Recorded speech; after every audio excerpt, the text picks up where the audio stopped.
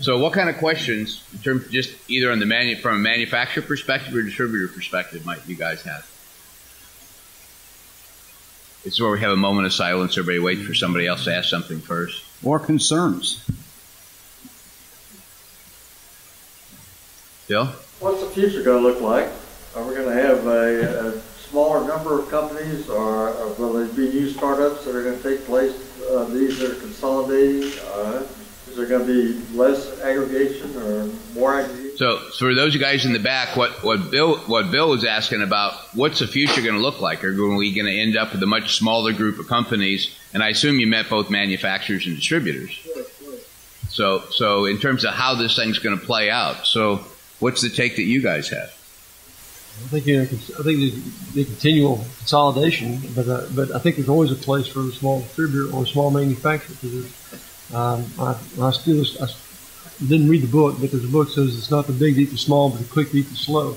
And I think that's what the small manufacturer, small distributor do, is they're more nimble, they can react quicker. And so there's always going to be a place for that. Now, once they build up, at some point somebody comes and requires them, it seems like. But I think there's always be that consolidation, but I think there's always room for the small guys that's quicker. Yeah, I don't think consolidation is going to go away. We've seen it. We've seen consolidation on the customer side. We've seen consolidation on the distribution side. We've seen it on the manufacturing side. I think what we really need to look at is what's the overall strategy and what's it going to look like down the road. There's certainly going to be fewer of each. And I think, Bob, you were making a comment earlier about, Rockwell and how many, just when you came on board, how many distributors there were. Yeah. I mean, I think that tells the answer, right? No, that answers the question right there, because I think this is what's going to happen. And I think the world of Rockwell, I think they're a great company, and I think they figured out how to do these things. But if you wouldn't mind, that's... Well, yeah, I mean, 20 years ago, I don't know the numbers exactly, but it's directionally correct. There's probably 200 owners of Rockwell companies in the U.S. Distributors. Right. Now there's less than 50, and there's more locations. Now, some of that reality is, when you look at the investment required in business systems, logistics, and so forth, you just need a certain amount of critical mass, right? Unless you're going to be a highly agile, especially, player to your market, your industry, and so forth. So you do have the consolidation. I think what's interesting, almost in every industry, and lots of books written about this, right? As you have consolidation and the bigger get bigger, where you don't want to be is in that middle space, right? What happens is it creates new opportunity for the agile, the startup. When manufacturers consolidate and they decide to rationalize distribution, it creates a hole for competitors that didn't have a market access before, right? And so all of a sudden, some good players, just because of fallout, become available now to someone who's been trying to figure out how to build some partnerships, particularly if they're offshore, they've got good technology, but they've been blocked because of the existing portfolio. So the churn, however it happens, creates opportunities for people who figure out how to deal with it and come in with the right approach, product, price, the way they behave, and so forth. So, I mean, every industry is dealing with this churn. It's not unique to distribution. And I think it's a good thing because, frankly, it does weed out the people who get it, particularly from the distributor standpoint. You know the manufacturers who understand that their job is to come in and provide great support, not tell you how to run their business and make demands. I mean, that's ultimately what a manufacturer. One of the things, Janelle is sitting up here with Modern Distribution Management, and they keep tabs on the distributor count. And just so you know, and this goes, I think, to Bill's point, there's always consolidation. Remember, consolidate, the definition of consolidate means to make stronger, right? So the industry does get stronger. But part of that's people age out. I'm not going to be young and handsome and risk tolerant forever, and so I need to get out. But the other thing, there's always a refragmentation. Somebody gets acquired by a big company, and the VP of sales says, I don't like the bureaucracy, let's go start a business, and the number of distributors is actually increasing. Right? So if you think about the concentration, they're smaller, and going to Billy's point, a lot of times they're more nimble, and they may only be focused on services and specialists. So this is just, it's a constant cycle, and it'll certainly look different. But I had a very interesting conversation yesterday afternoon after our morning panel, and if you think about it, those are all really large companies. And a very small, very nimble guy, like Billy was talking about, came up to me and said, you don't need to be big. And as we were kind of talking through, if in this industry, if you're focused and you take a piece of this that you're going to be really good at, you can get market dominance in a geography with a staff of 100 people. If you got 100 people in your company, you're big enough to have market dominance. So it's not just about getting bigger and being the same. So it's about figuring out that game. So, I mean, that's... When this used to happen, and you'd sit at the table at Graybar, you'd say, okay, what do you think the strategy is? You're guessing because nobody's really talked to you yet. So you're trying to think, what's behind what they're trying to do? How are we going to approach it? You know, and you'd sit there and you'd rationalize it. You'd say, you know what, that's good. Okay, we can play in this game. And all of a sudden they come to the table and they talk to you about how good it's going to be. We're opening up a new market. Here's a new opportunity for you. But what wasn't said is, I just bought a whole different distribution channel with it. You know, and all of a sudden now you have a whole bunch of different competitors out there that you didn't have before. Yeah. And that's been the big surprise is when that happens, because you weren't expecting that. Well, another interesting fallout though from the manufacturer side. Okay, you look at some of the big.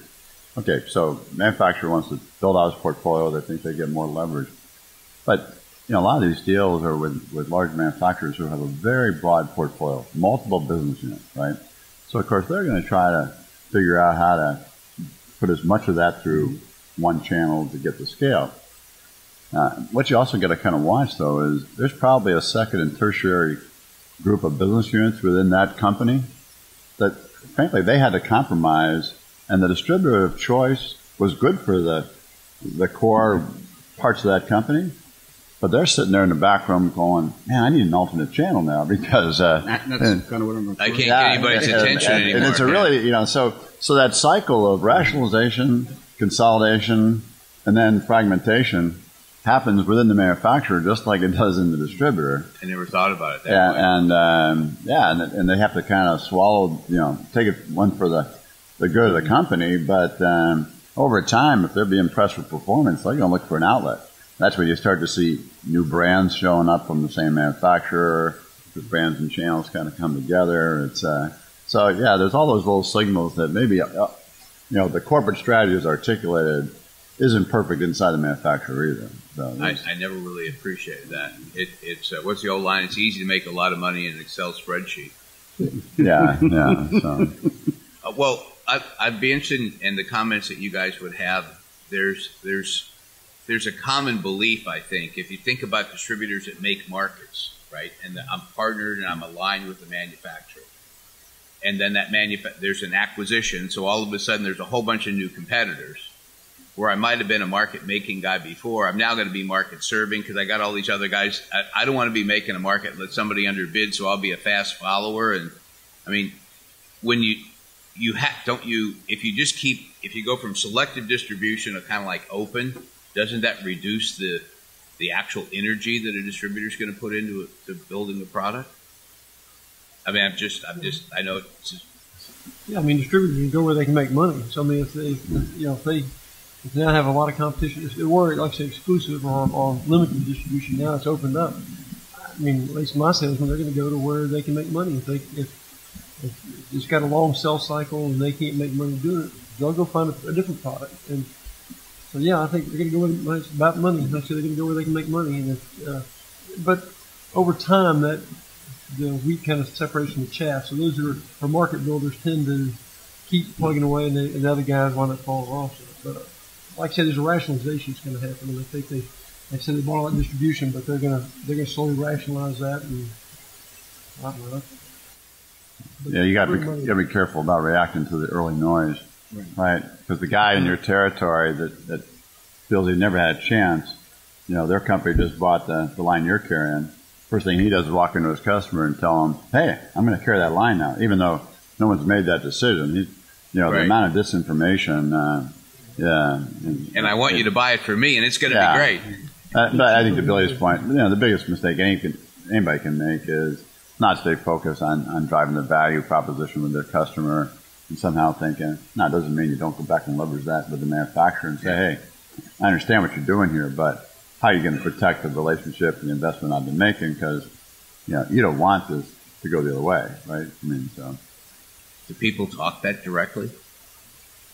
I think so. Whether it's behind They open should. doors or closed doors, I mean, it's.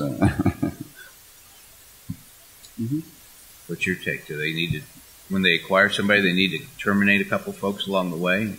Or does everybody end up with every line? Well, I don't think everybody can end up with every line. That's the winners and the losers. So somebody takes on the new line, and there's already distributors out there. They have to do something. I mean, how diluted can you make it? The problem is somebody down the road has something happen to them that they weren't expecting. One of the first questions I always ask is, what's the distribution policy of that company, of the company you're acquiring, and how many distributors do they have out there? And if I take that on, or what are they going to do with the existing distributors? Because they may already be over distributed. As a distributor, one of the interesting questions to ask, if you were trying to guess, sometimes you can't ask, well, what's your distribution strategy going to be? Well, we don't know yet. We have to rationalize that. Ask them what their brand strategy is going to be. What do you mean? Well, but basically brands and channels go together. I mean, it's hard to have let's say you're a company and you want to have two different channels to market, and you want it somewhat be limited or selective distribution. It's hard to do that with the same brand. So a lot of companies will basically keep the existing brand. So one of the early things they probably thought out is what is going to be the brand. Because if they're going to basically go to a common brand, okay, that's what basically feeds the other competitor in your territory to be able to go and represent themselves as offering this broader portfolio. If they say, no, we haven't decided, or we're going to keep the brand, there's a lot of brand equity. So those are some early signals you can listen to as to what they're going to do. Are they going to rationalize brands? If they are, they're probably going to rationalize channels. That means somebody's going to get terminated. Yeah, because it's hard. Otherwise they're going to saturate the market with everybody carrying the same banner. Right. And that's going to cause confusion. They don't want that to happen either. It shouldn't. So. That's a good connection. Questions? But don't the manufacturers have the same concerns? If there's consolidation going on, and one distributor is very loyal to this manufacturer, somebody buys somebody else, and you go to the threat is you go to the manufacturer and say, I no longer want to be your partner. I'm going to move to the other side. One of the problems on the manufacturer side is and just to say it plainly, distributors are consistently inconsistent.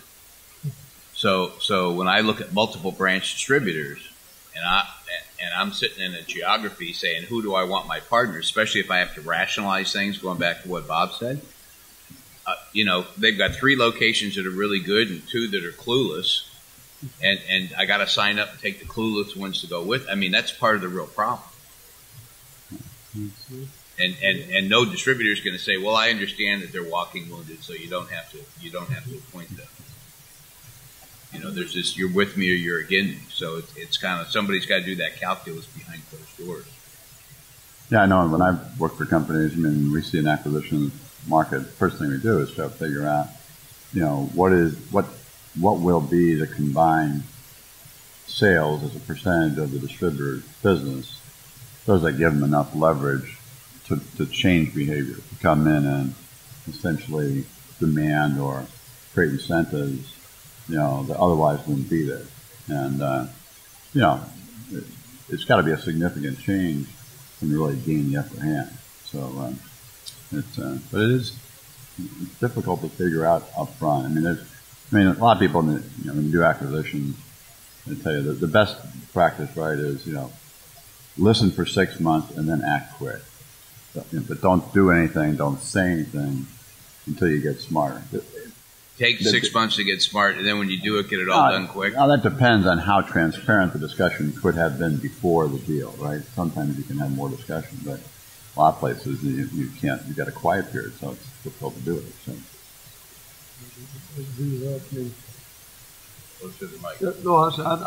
I agree with his point. They need to not rush into these things until they've done their due diligence. The manufacturers don't have all the answers either. I think they're having the same problem. They're trying to rationalize what distributors they want. They got the same kind of problems. So I think that's good advice, is to listen and get as much market information as you can and act quickly. I think that's great advice for the manufacturers. But I really believe this goes both ways too. We're sitting here talking about the manufacturers, and the impact on the distributors as the manufacturers consolidate. What's happening with the impact of the manufacturers when the distributors consolidate? And I think that's the other side of this coin, because they're expecting the same thing. And I think the better the communication we have with each other, the better we're going to be, and we can understand what's going on and what's good for both parties. And it's the same thing on the customer side. You look up, over 40-year career, every 10 years the contractors decide they got this great idea, I'm going to roll up, and about 5 years later it fails. Yeah. I mean, But isn't that amazingly consistent? But somebody's going to do it 10 years later. And they do it for the same reason. We want more leverage. We want to get better prices. Well, you're already getting the best price. What makes you, yesterday I told you were getting the best price. If I give you a different price tomorrow, now that's combined, I was lying to you. And I wasn't lying to you. So it's the same thing. And I think we have to work together. Manufacturers, distributors, manufacturers. This isn't a one-sided conversation. Goes back to your point. To me, I was thinking about the manufacturer. You said, I have multiple branches, and some branches are walking dead. Well, same thing that happens with manufacturers. Sometimes they have good representation in one area, and you want to support them. In other areas, true statement. So these things cut both ways. One of the things that when we did the research on manufacturer-distributor terminations, that Working Across Purposes book, one of the criteria to decide if things were going to go well or not well was how much confidential information the manufacturer and the distributor were willing to share with each other. If it's really arm's length, and I'm a sales guy and talk about promos, and that's pretty much it, that's sort of at the bottom of it.